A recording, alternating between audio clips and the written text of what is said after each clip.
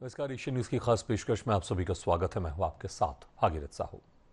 मुख्यमंत्री डॉक्टर मोहन यादव ने रक्षाबंधन से पहले संबल 2.0 योजना के तहत श्रमिक परिवारों को बड़ी सौगात दी है। सिंगल क्लिक से 9,000 से अधिक हितग्राहियों के खातों में 200 करोड़ रुपए ट्रांसफर किए गए। सीएम डॉक्टर मोहन यादव का कहना है कि सरकार कठिन समय में श्रमिकों के साथ खड़ी है और अब तक करोड़ों श्रमिकों को इसका लाभ मिल चुका है। सरकार का दावा है कि मध्य प्रदेश में सिर्फ सड़कों और पुलों का निर्माण नहीं हो रहा, बल्कि अर्थव्यवस्था और कृषि क्षेत्र को भी नया बल मिल रहा है। बेहतर कनेक्टिविटी से गांवों और किसानों की बाजारों तक पहुंच बेहद आसान हो गई है। सिंचाई परियोजनाओं के विस्तार से खेती की उत्पादन क्षमता में अभूतपूर्व वृद्धि दर्ज की गई है। मजबूत इंफ्रास्ट्रक्चर से कृषि उत्पादों की आवाजाही और स्टोरेज बेहतर हुई है, जिससे उद्योगों और निवेश के लिए अनुकूल माहौल तैयार हुआ है। तो इसी खास मुद्दे पर हम चर्चा करेंगे, किस तरह से संबल से प्रगति हो रही है, श्रमिकों की और विकास को गति मिल रही है। लेकिन पहले आपको सुना देते हैं क्या कुछ कहा मध्य प्रदेश के मुख्यमंत्री डॉक्टर मोहन यादव ने। मेरी अपनी ओर से आज के साथ ये जो 9,150 संबल हितग्राहियों के लिए 203 करोड़ की राशि दी रहे हैं, सच में ये राशि यथा योग्य अलग अलग सभी प्रकार के भाइयों बहनों के लिए हाथ में राशि पहुंच रही है। कठिन दौर में हाथ में आने वाली राशि हमारे कष्ट को थोड़ा कम करती है। मैं अपनी ओर से प्रदेश के 1,84,00,000 श्रमिकों को ये जो सहारा देकर के बड़ी योजना है, जिसके कारण से हम कई लोगों के कष्ट में अपनी मदद का हाथ बढ़ाते हैं। और हमारे नौजवान एक और ऑनलाइन प्लेटफॉर्म के माध्यम से भी काम कर रहे हैं। अब काम का तरीका भी बदला है। गिग और प्लेटफॉर्म वर्कर्स को संबल योजना में शामिल किया गया। ये उसी का अगला हिस्सा है।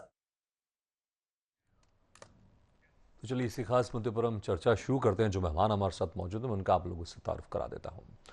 हमारे साथ हैं कांग्रेस प्रवक्ता विक्की सोनकर जी, बीजेपी प्रवक्ता विवेक सिन्हा जी और वरिष्ठ पत्रकार डॉक्टर आर.के. शुक्ला जी। आप तीनों मेहमानों का स्वागत है हमारे इस खास चर्चा में। सबसे पहले विक्की सिन्हा जी, विवेक सिन्हा जी, आपके पास आना चाहूंगा। विवेक जी देखिए, जिस तरह से श्रमिक बहुत महत्वपूर्ण कदम उठाते हैं और बहुत महत्वपूर्ण भूमिका उनकी रहती है इंफ्रास्ट्रक्चर को मजबूत करने के लिए। श्रमिक के बिना विकास की आप कल्पना भी नहीं कर सकते, और उन्हीं श्रमिक को जब संबल किया जा रहा है मध्य प्रदेश में 2.0 के तहत संबल योजना का विस्तार भी किया गया है। किस तरह से और यहाँ पर श्रमिकों को मजबूत बनाया जा रहा है, खासकर जो पहले संबल योजना थी उसको अब 2.0 किया गया है, किस तरह से इसमें और उनको सहायता प्रदान की जा रही है और कैसी उनकी सहभागिता है प्रदेश के विकास में, क्योंकि इसलिए हम बात कर रहे हैं क्योंकि संबल से प्रगति और विकास को गति। विवेक जी देखिए, जैसा जैसा जैसा कि आप देख पा रहे हैं कि आज मध्य प्रदेश में विकास की तस्वीर को न केवल बड़े बड़े प्रोजेक्ट से नहीं, बल्कि उस आम आदमी की जिंदगी में आए बदलाव से भी देखना पड़ेगा, जिसके लिए सरकार काम कर रही है। एक तरफ डॉक्टर मोहन यादव जी, मुख्यमंत्री जी जो है, उनके नेतृत्व में संबल 2.0 जो श्रमिक परिवार है उनको कठिन समय में आर्थिक सुरक्षा दी जा रही है। 11वीं किस्त और 11वीं किस्त में 9,149 हितग्राहियों को 203 करोड़ रुपए की सहायता सीधे खातों में पहुंचाई गई। यानी सरकार की प्राथमिकता सिर्फ घोषणा करना नहीं है, और यानी बल्कि सरकार सीधे जो हितग्राही तक उनकी जो घोषणाएं हैं उनको हितग्राहियों तक पहुंचाए। अब दूसरी तरफ जैसे आपने बताया कि जो विकास का एजेंडा है वो उन मजदूरों के बिना, उन श्रमिकों के बिना नहीं देखा जा सकता। कि दूसरी तरफ मध्य प्रदेश में इंफ्रास्ट्रक्चर के विकास का भी आप देख रहे हैं कि किस तरह से रोल मॉडल बन रहा है, किस प्रकार से विकास का जो इंजन है वो चारों तरफ अपना काम कर रहा है।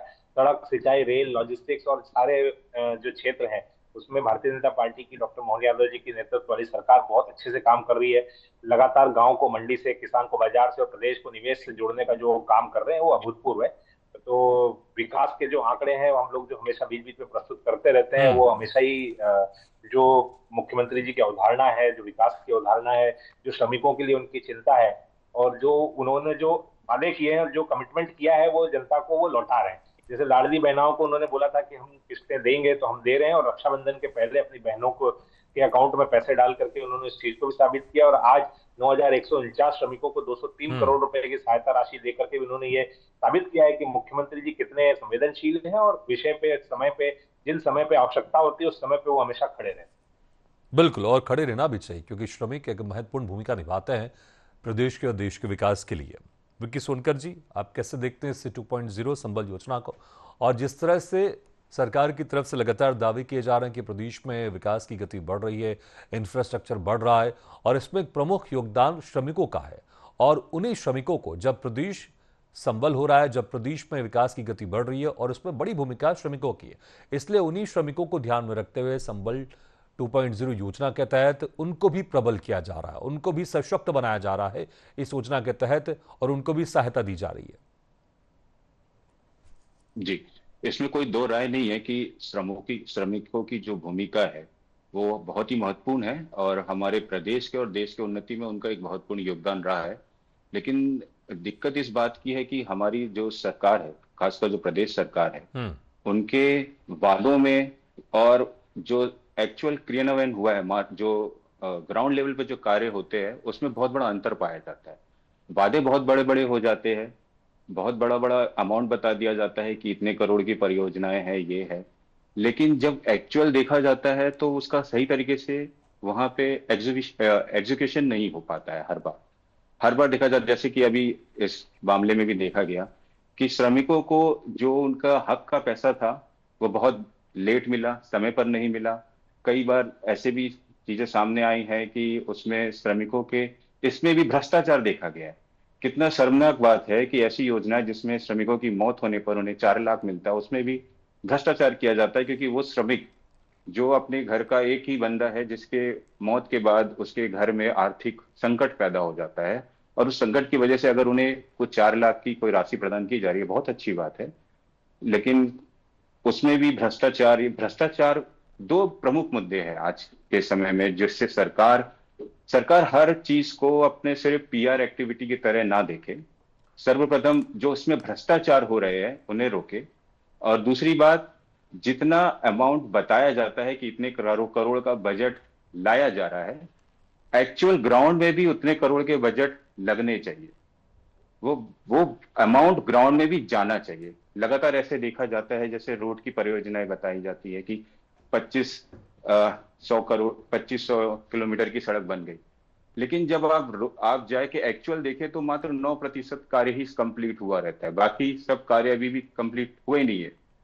तो ये बड़े बड़े वादा करने में कोई बुराई नहीं है, लेकिन उनका सही तरह पे ग्राउंड लेवल पे भी वो कार्य पूरा होना चाहिए और बिना भ्रष्टाचार के होने चाहिए, क्योंकि सारी परियोजनाएं, सारी योजनाएं सिर्फ पीआर एक्टिविटी के तरह यूज जो किया जा रहा है, उससे एक चिंता है, क्योंकि पीआर एक्टिविटी में बड़े बड़े वादे हो जाते हैं, बड़े बड़ा अमाउंट बता दिया जाता है।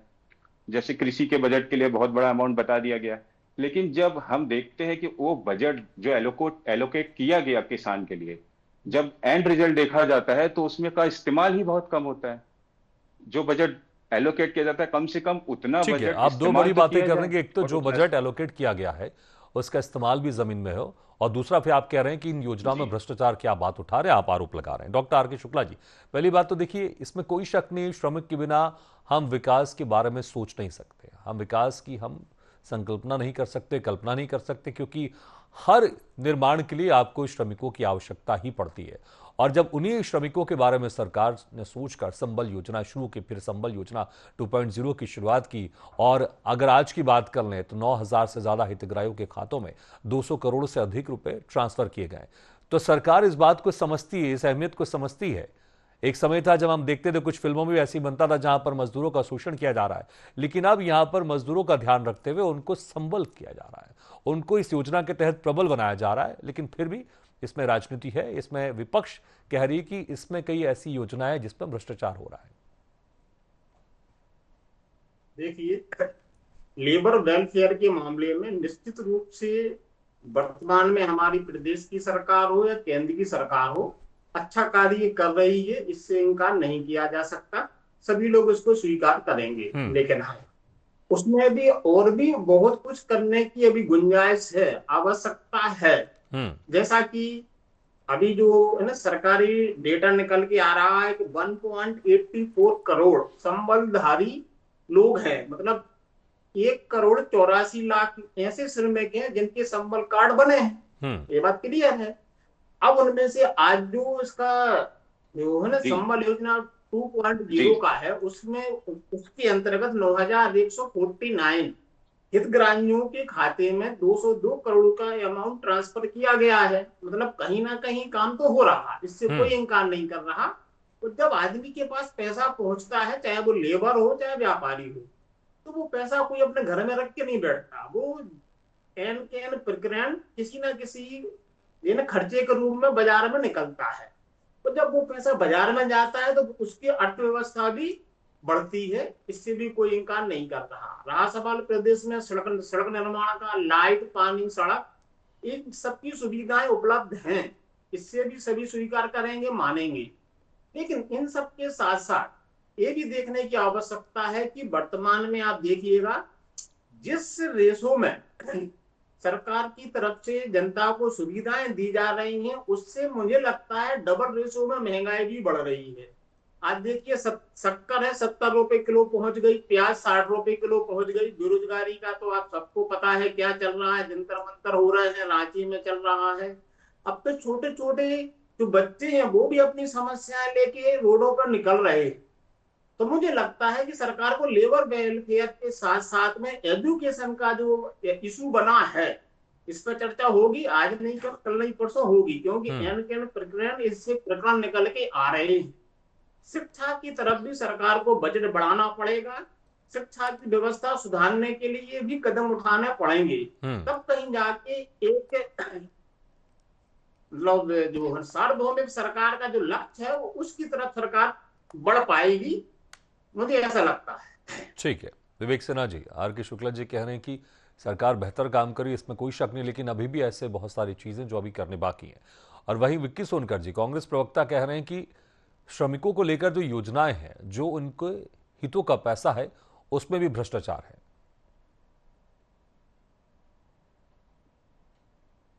विवेक जी, शायद उनको जानकारी नहीं है कि जो डायरेक्ट बेनिफिट ट्रांसफर का सबसे संयुक्त, सबसे जिसको बोलते सेंसिबल उदाहरण जो है वो संबल योजना और मध्य प्रदेश सरकार की जितनी योजना है, लाडली बहनों के अकाउंट में पैसा जाता है। संबल योजना का भी जो पैसा है सीधे खातों में ट्रांसफर किया जाता है। और दूसरी चीज ये, अगर इक्का दुक्का कोई ऐसी घटनाएं है जिसपे सरकार ने अवश्य कार्रवाई भी की हुई हो, तो उसको लेकर के पूरी संबल योजना को आप कटघरे में नहीं खड़े कर सकते। कि आप खुद समझते हैं कि ये 203 करोड़ रुपए जो जारी किए गए हैं वो 9,149 हितग्राहियों के खातों में सीधे ट्रांसफर किए गए, तो ये डायरेक्ट बेनिफिट ट्रांसफर का काम है। दूसरी चीज, अगर जो आज हम बात कर रहे हैं संबल योजना से इंफ्रास्ट्रक्चर का विकास, तो इंफ्रास्ट्रक्चर के विकास में जिन मजदूरों का जिन मजदूर वर्ग का जिनको संबल योजना के की राशि का फायदा मिल रहा है, जिनको इसका माननीय मुख्यमंत्री जी ने निर्देश से जिनको फायदा मिल रहा है, उनका इंफ्रास्ट्रक्चर के विकास में सीधा सीधा योगदान आप देख सकते हैं कि किस प्रकार से उद्योगों के अंदर श्रमिकों का कितना आवश्यकता पड़ रही है। आज पीएम मित्र पार्क का डेवलपमेंट हो रहा है, वहां पे लोगों को रोजगार मिल रहा है, श्रमिक वहां काम कर रहे हैं लगातार, उनके बिना वो पॉसिबल नहीं है। जितने भी रोड का डेवलपमेंट हो रहे हैं सब उनके इसमें भी पॉसिबल नहीं है, उनके बिना कोई काम हो पाए पॉसिबल नहीं है। तो आप सब देख पाएंगे कि किस प्रकार से ये योजनाएं जो है श्रमिकों के लिए मध्य प्रदेश सरकार चला रही है।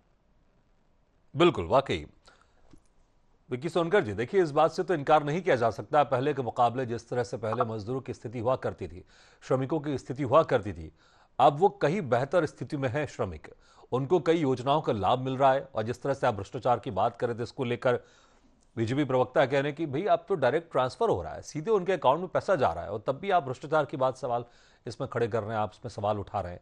तो एक तो ये कि डायरेक्ट पैसा ट्रांसफर हो रहा है, इसलिए भ्रष्टाचार की बात ही नहीं है। और दूसरा ये कि पहले के मुकाबले देखिए, इसमें कोई शक नहीं है कि हर बार और अच्छा बेहतर करने की आवश्यकता उसमें रहती है। हम जितना भी अचीव कर लेंगे उसके बाद हमें और अचीव करने की आवश्यकता है, और इसी को विकास कहते हैं। अगर एक समय में आपके पास साइकिल नहीं थी तो साइकिल आने के बाद आपको स्कूटर की आवश्यकता होगी, स्कूटर के बाद आपको कार की आवश्यकता होगी, कार के बाद फिर आपको बड़े कार की आवश्यकता होगी। तो लगातार विकास एक सतत प्रक्रिया जो आगे बढ़ती रहती है। लेकिन अगर हम कंपेयर करें पहले के मुकाबले कि पहले की स्थिति मध्य प्रदेश में श्रमिकों की कैसी थी, उसके मुकाबले इसको आपको एक्सेप्ट करना होगा कि पहले के मुकाबले मध्य प्रदेश में श्रमिकों की स्थिति ज्यादा बेहतर हो गई है। अगर कोई आपके सवाल है आप बिल्कुल उठा सकते हैं, लेकिन मेरा मानना है पहले के मुकाबले स्थिति बहुत ज्यादा बेहतर है। जी, सबसे पहले तो मेरे वरिष्ठ सदस्य ने कहा कि मुझे जानकारी नहीं है, तो मैं यहाँ पर दो बातें कहना चाहूंगा। पहली एक बात है कि लगातार सरकारें श्रमिकों के लिए कार्य करती आई है, और हमारी जब कांग्रेस की सरकार केंद्र में थी, मनरेगा हमने जो लाया, आपको भी पता होगा कि वो डायरेक्ट श्रमिकों की सहायता के लिए था। उनको गारंटी सिर्फ कार्य नहीं बल्कि उनको उसका वेतन मिले, पैसा उनके हाथ में जाए, इसके लिए था। और हमारी जब भारतीय जनता की पार्टी की सरकार आई, उन्होंने मनरेगा का बजट कम किया और किसानों के हित में कार्य करने की जगह उनके विरोध में कार्य किया। पहली चीज ये। और दूसरी चीज मैं ये बता दूं कि उन्होंने कहा कि मुझे जानकारी नहीं है, तो मैं बहुत ही सभ्य तरीके से आपको वो जानकारी देना चाहता हूं जो मेरी रिपोर्ट नहीं है बल्कि वो कैग की रिपोर्ट है। कैग की रिपोर्ट में साफ, और कैग की रिपोर्ट तो मेरी नहीं होती, वो स्वयं सरकार की रिपोर्ट होती है। तो इसमें 2.47 करोड़ का जो फ्रॉड विड्रॉयल है वो भी शामिल है। इसके अलावा ग्रेजुइटी के 1.5 करोड़ से ज्यादा राशि जो है उसका भी घोटाला, करप्शन सामने आया हुआ है। 60 वर्ष से अधिक उम्र के लोगों को जो रेगुलर पेमेंट नहीं हुए, 1 करोड़ से ज्यादा कुछ। देखिए, आप योजनाएं की बात करेंगे, हम उसका स्वागत करेंगे, लेकिन अगर उसमें करप्शन हुआ है तो हमें वो आवाज तो उठानी पड़ेगी ना कि करप्शन हुआ है। और ये बेनिफिट किसके लिए है? जिसके लिए है उस व्यक्ति तक ये योजना पहुंचे। अगर उसमें करप्शन होगा तो वो उस व्यक्ति तक नहीं पहुंचेगी, करप्ट लोग बीच में खा जाएंगे। तो हमें तो आवाज तो इसके लिए उठाना पड़ेगा। और अगर हम आवाज उठाएंगे और ये बोला जाएगा कि हमें जानकारी नहीं है, तो ये जानकारी हम अपने घर से तो ला नहीं रहे। ये तो कैग की रिपोर्ट बोल रही है जानकारी, और कैग की रिपोर्ट तो सरकार की रिपोर्ट होती है। अगर सरकार की रिपोर्ट में सरकार ने खुद माना है कि इसमें भ्रष्टाचार हुआ है, तो हमारा काम है कि हम सरकार को बताएं कि इसमें भ्रष्टाचार हुआ है। और मैं उम्मीद करता हूं कि सरकार इस पे काम करेगी और भ्रष्टाचार को रोकेगी, ताकि ये भ्रष्टाचार बंद हो और जिस श्रमिकों के लिए ये योजनाएं चालू की गई है एंड बेनिफिट उन तक पहुंचे। और जी बिल्कुल, आपका कहना सही है, लगातार हर सरकार ये कार्य करती है ताकि श्रमिकों के लिए बेनिफिट हो। मनरेगा एक बहुत बड़ा कदम था। हर जो 100 दिन गारंटी थी वो डायरेक्ट श्रमिकों के लिए थी, उनके घर में रोजगार की गारंटी थी, उनके घर में पैसे की गारंटी थी। ये दुर्भाग्य है कि हमारी वर्तमान की केंद्र की सरकार ने ना ही सिर्फ उसका बजट कम कर दिया बल्कि उसमें और भी कई सारे जो जिस कारण से उनको पहले जैसा ना काम मिल रहा है ना पैसा मिल रहा है श्रमिकों को।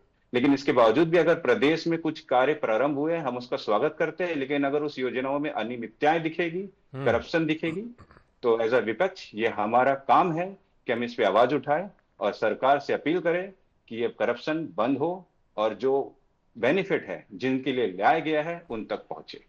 ठीक है, जवाब ले लेते हैं विवेक जी से।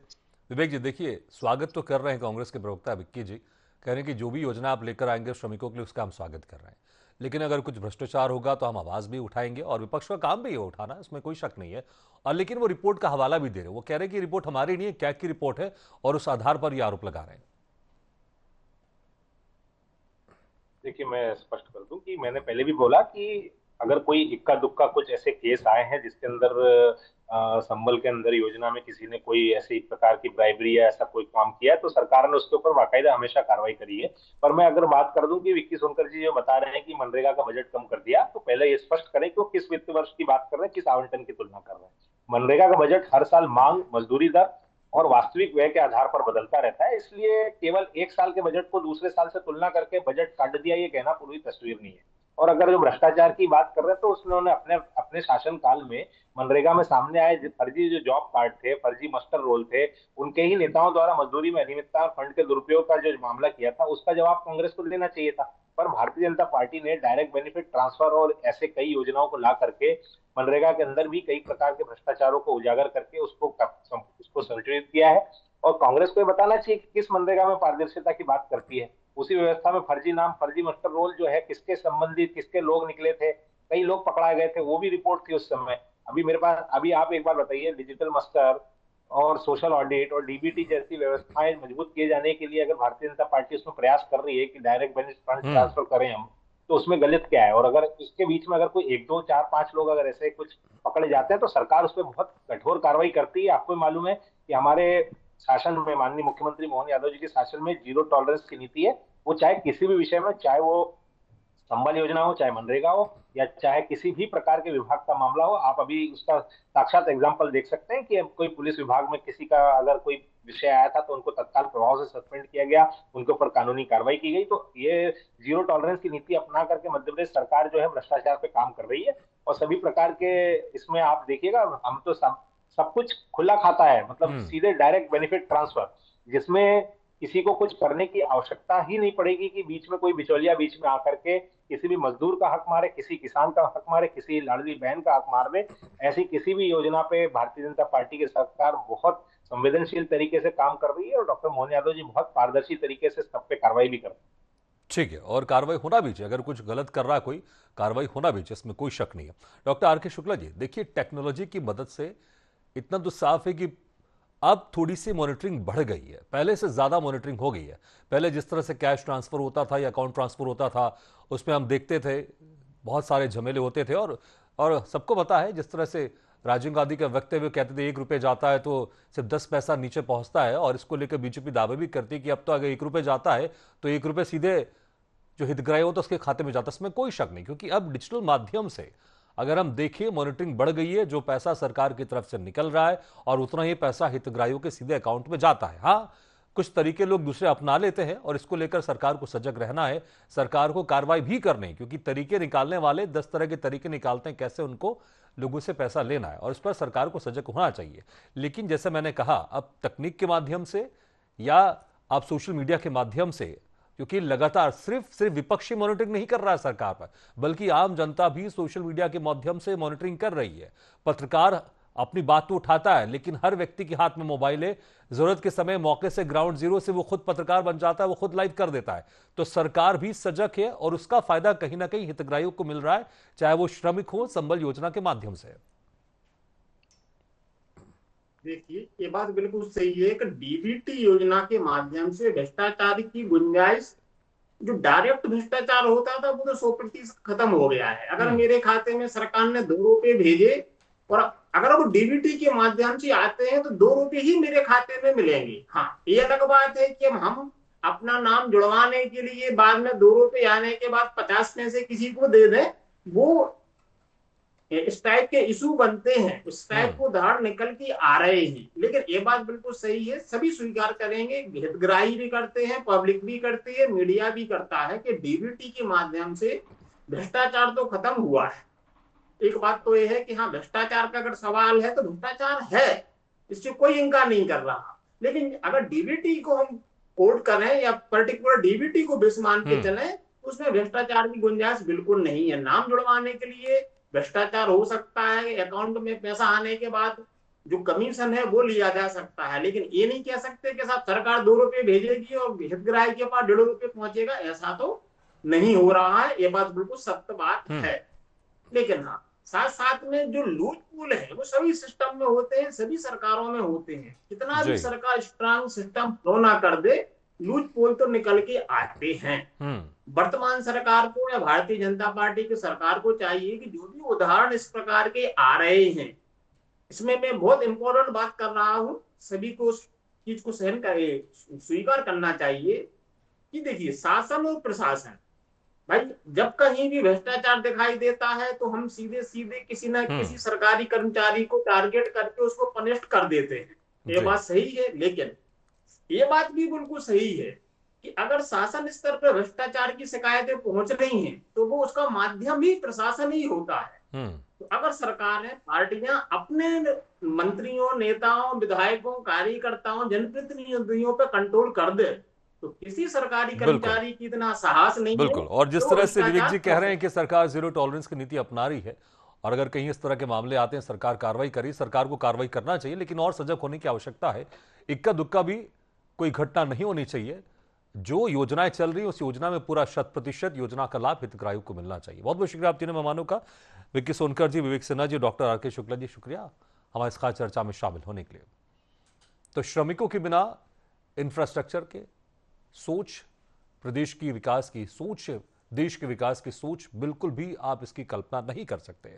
और उन्हीं श्रमिकों को संबल करना भी सरकार की प्राथमिकता होती है, और इसी प्राथमिकता को समझते हुए मध्य प्रदेश की मोहन सरकार संबल 2.0 के तहत श्रमिकों को प्रबल कर रही है, संबल कर रही है, और प्रगति के जो विकास है उस विकास की प्रगति में और योगदान किस तरह से श्रमिकों का रहेगा और कैसे सरकार उनके और विकास के बारे में सोचेगी, इसको लेकर सरकार को और सजग होने की आवश्यकता है। जो योजनाएं चलाई जा रही हैं वो जमीन में बेहतर तौर से जाए और श्रमिकों को और ज्यादा से ज्यादा उसका फायदा हो। इसी के साथ हमारी खास पेशकश फिलहाल इतना ही। खबरों का सिलसिला लगातार जारी, आप देखते रहिए एशियन न्यूज।